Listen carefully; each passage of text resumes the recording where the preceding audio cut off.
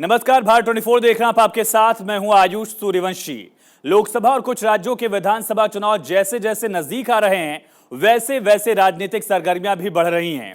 31 अगस्त को केंद्र सरकार ने चौंकाते हुए संसद का विशेष सत्र बुलाने का ऐलान किया था और 5 दिनों का यह विशेष सत्र 18 से 22 सितंबर तक चलेगा। इस स्पेशल सेशन को लेकर कई तरह की अटकलें हैं। संसद के विशेष सत्र के एजेंडे के बारे में आधिकारिक तौर पर कुछ भी नहीं कहा गया।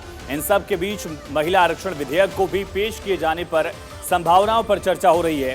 सूत्रों का कहना है कि मोदी सरकार महिला आरक्षण विधेयक पर लंबे समय से विचार कर रही है।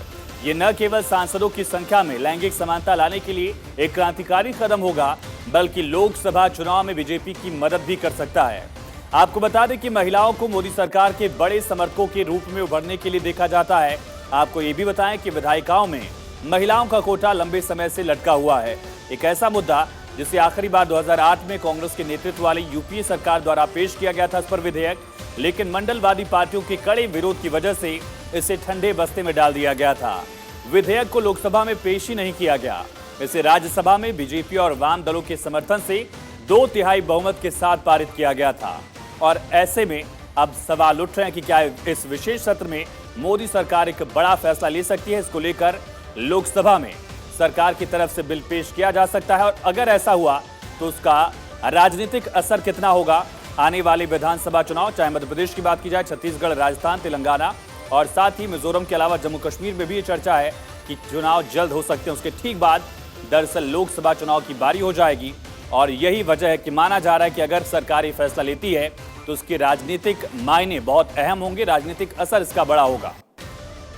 आइए आपको बताते हैं कि यह विधेयक आखिर है क्या। ये संविधान के 50वें संशोधन का विधेयक है। दरअसल इस विधेयक में लोकसभा और सभी राज्य विधानसभाओं में महिलाओं के लिए 33% सीटें आरक्षित करने का प्रावधान है। और सीधे रुख करेंगे पॉलिटिकल एडिटर अदिति नागर हमारे साथ लाइव कनेक्ट हैं।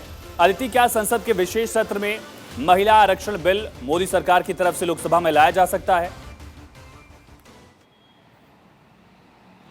देखिए, मोदी सरकार लंबे समय से इसको लेकर पैरवी कर रही है और ना सिर्फ नरेंद्र मोदी की सरकार बल्कि भारतीय जनता पार्टी लंबे समय से इसको लेकर पैरवी कर रही है। मैं एक बार आपसे रिक्वेस्ट करना चाहूंगी कि नेटवर्क इशू है, मेरी ही आवाज़ मुझ तक जो है लौट कर आ रही है, अगर इसका टेक्निकल कोई ठीक हो सके। जी, तो मैं ये कहना चाह रही थी कि लंबे समय से भारतीय जनता पार्टी इसकी तैयारी में है। 2014 खास तौर पर इसको लेकर जिक्र भी हुआ है। दरअसल बात यह है कि भारत देश में आधी आबादी महिलाओं की कही जाती है, लेकिन कहीं ना कहीं पिछले 27 सालों से राजनीति में समानता का दर्जा देने को लेकर यह बिल अटका हुआ है। सबसे पहले 1996 12 सितंबर को जब देवेगौड़ा की सरकार थी, ये बिल लाया गया था और उसके बाद एक बार नहीं कई बार इस बिल को लाया गया। उसके बाद 2008 में मनमोहन सिंह की सरकार में इस बिल को फिर रखा गया और 2010 में ये बिल राज्यसभा में पारित हुआ, लेकिन वो भी आसान नहीं था, उसमें भी काफ़ी कुछ हुआ।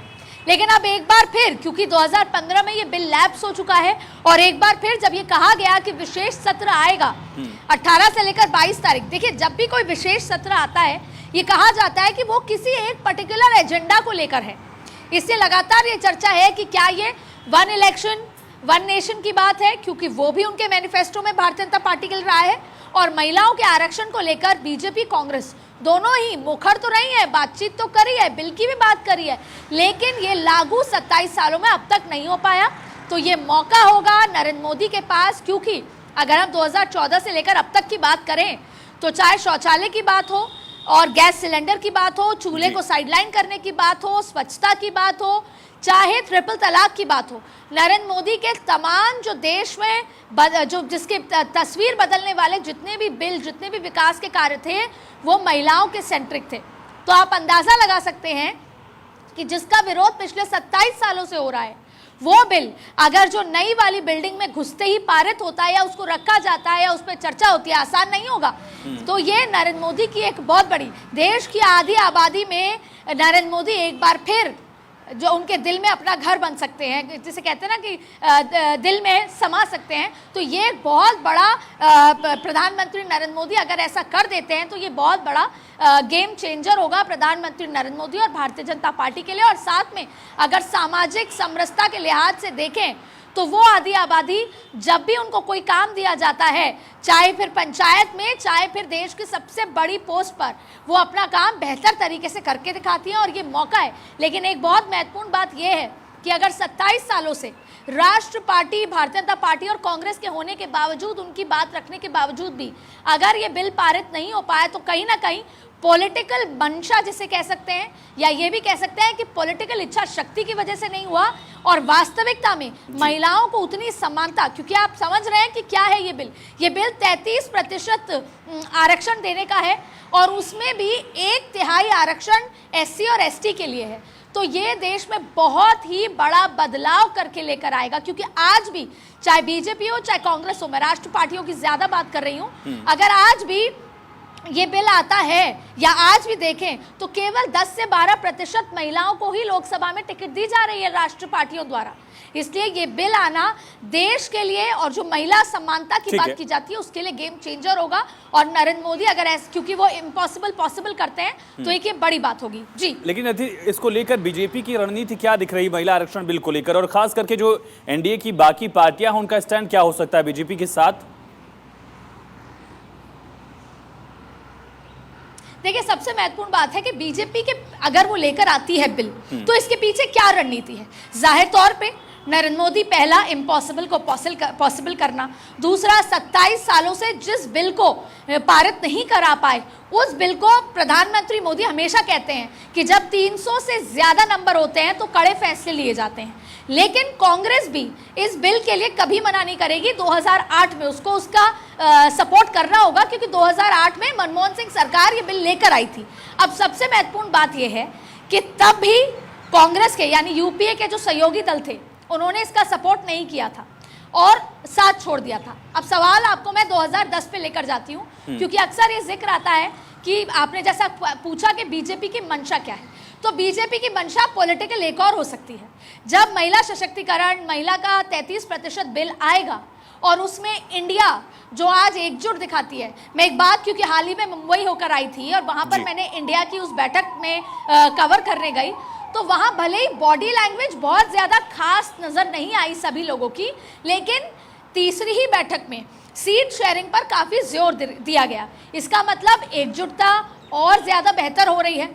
ऐसे में बीजेपी के वरिष्ठ नेता संसद के बाहर एक बात बार बार कह चुके हैं कि जो ये INDI का गठबंधन है वो ज्यादा दिन नहीं टिकेगा। ऐसे में महिला आरक्षण का बिल लाना, आपको याद होगा 2010 में जब राज्यसभा में ये बिल रखा गया, पारित हुआ, उस समय RJD समाजवादी पार्टी ने वेल में आके हंगामा किया, JDU ने इसका समर्थन नहीं किया, जो आज इंडिया के इंपॉर्टेंट गठबंधन जो घटक दलों में से एक है। उस समय भी तीनों ही पार्टियों ने इसका समर्थन नहीं दिया। और मैं आपको बताऊं क्या क्या हुआ। उस समय जब ये बिल पेश हो रहा था उस समय बहुत हंगामा हुआ, हो हल्ला हुआ। उस समय एक कांच का ग्लास तोड़कर हाथ पर मार दिया गया, मार्शल्स को बुलाना पड़ा, 8 से 9 सांसदों को राज्यसभा से बाहर भेजना पड़ा था। इन सब के बाद राज्यसभा में पारित हुआ, उसके अलावा बिल की कॉपी फाड़ दी गई थी। ऐसे के बाद फिर एक बीच का रास्ता निकाला गया और फिर वो बिल, ये कहा गया कि लोकसभा में जब आएंगे तो मार्शल्स का उपयोग नहीं किया जाए, तमाम चीजें हुई और आज तक वो बिल पर केवल चर्चा ही होती रही, ये सुनते रहे कि लाएंगे। और यहाँ तक कि महिलाओं को लुभाने के लिए, चुनाव में जीतने के लिए अमित शाह ने बंगाल में, कांग्रेस ने आसाम में कहा था कि अगर हम चुनाव जीत गए तो 33% आरक्षण नौकरी में दे देंगे।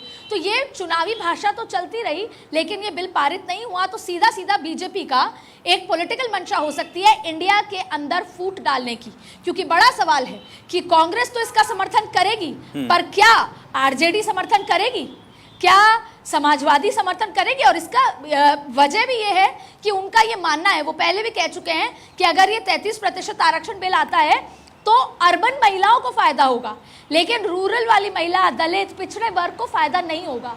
तो ऐसे में क्या सब लोग इस पे चर्चा करने को भी तैयार होंगे? क्योंकि इस बार ये बिल लोकसभा राज्यसभा दोनों में लाना होगा। तो पहला, नरेंद्र मोदी ये मंशा दिखा सकते हैं कि मैं महिलाओं के लिए सोचता हूं और मैं एक बार फिर महिलाओं को राजनीति में सशक्त करना चाहता हूं। और दूसरा पॉलिटिकल एजेंडा ये हो सकता है कि वो इंडिया के बीच में फूट डालना चाहते हैं। जी, क्या रीति इस पर कमेटी बनने की भी संभावनाएं दिख रही हैं?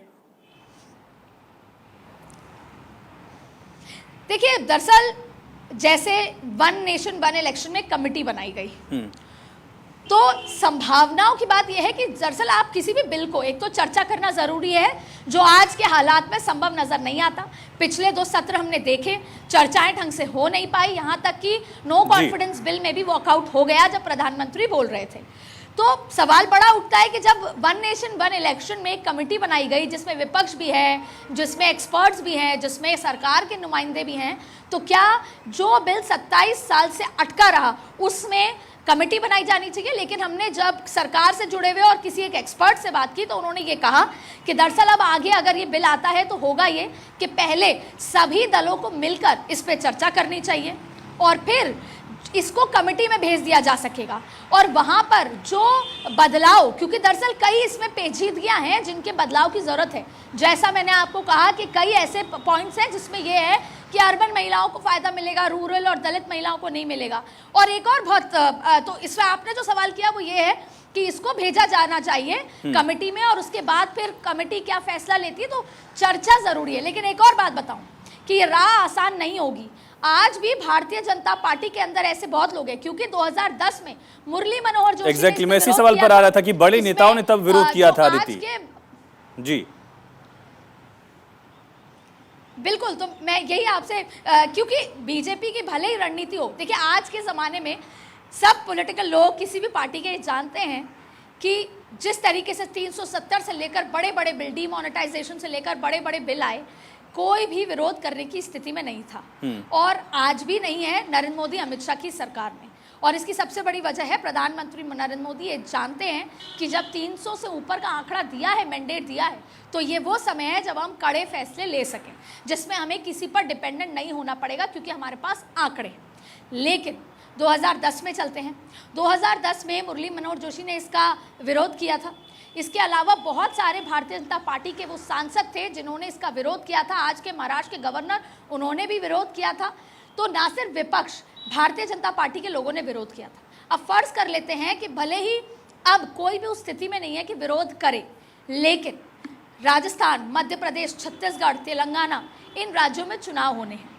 राजस्थान, मध्य प्रदेश, छत्तीसगढ़ ये ऐसे राज्य हैं, भले ही केंद्र अपने चेहरे से यहाँ पर चुनाव में उतर रहा है, लेकिन आप फर्ज कीजिए कि अगर जो लोकल लीडर्स हैं, जो चुनाव को जिताते हैं, जो अपने दम पर चुनाव जीतते हैं, वो इस फैसले से या इस बिल से राजी नहीं होते, तो कहीं ना कहीं हर एक सीट भारतीय जनता पार्टी के लिए इंपॉर्टेंट है और वो नहीं चाहेंगे कि वो अपने लीडर्स को नाराज करें। अदिति, एक पहलू बिल्कुल ये है कि जो क्षत्रप हैं या बड़े चेहरे बीजेपी के हैं जो अपने दम पर जीते हैं, पार्टी की छवि से इतर भी, उनकी नाराजगी से बीजेपी को नुकसान होता है, लेकिन जनता के बीच भी तो संदेश जाएगा। एक साहसी फैसला ही हो सकता है, तो जनता के जहन में वो संदेश जाए। विधानसभा चुनाव एक तरफ हम देख रहे हैं, 24 की तैयारी हम देख रहे हैं, उस लिहाज से कैसे देख रही हैं इसे आप? मैं एक पर्सनल लिहाज से भी, एक महिला होने के नाते भी आपसे ये बात कहना चाहती हूँ कि जनता में मैसेज जाएगा। हम देश की आधी आबादी की बात करते हैं तो क्या बात करते हैं? बलात्कार, उत्पीड़नता, या हम मणिपुर का जिक्र, राजस्थान का जिक्र, या हम तमाम ऐसे जो अत्याचार से रिलेटेड बात करते हैं। और बीच बीच में जब चुनाव आते हैं तो हम महिला सशक्तिकरण की बात कर देते हैं। ये वो मौका है जब आप महिलाओं को पॉलिटिकल फैसले लेने के लिए ऐसा बिल लेकर आओ कि वो पॉलिटिक्स में भागीदार बने। आज भी अक्सर होता ये है कि आप फर्ज कीजिए किसी एक सीट पर महिला प्रधान के स्तर पे भी, आपको जानकर ताज्जुब होगा कि 6 लाख गांव में भी 13 लाख महिलाएं हैं जो प्रधान के गांव के स्तर पर कहीं ना कहीं चुनाव जीत रही हैं। उनके लिए ये कितना बड़ा फैसला होता है, कितनी बड़ी लड़ाई होगी। लेकिन जब तक सरकार इसको बिल के रूप में लागू नहीं करती, महिलाएं नहीं आ सकती राजनीति में। और आप देखिए, जब महिलाएं राजनीति में आएंगी, अपने फैसले खुद लेंगी, देश की लड़कियों के लिए, देश की महिलाओं के लिए, उनको समझ के, उनकी फीलिंग समझ के, क्योंकि वो उस चीज़ से गुजर रही हैं, फैसले लेंगी, तो कितनी बड़ी बदलाव होगी।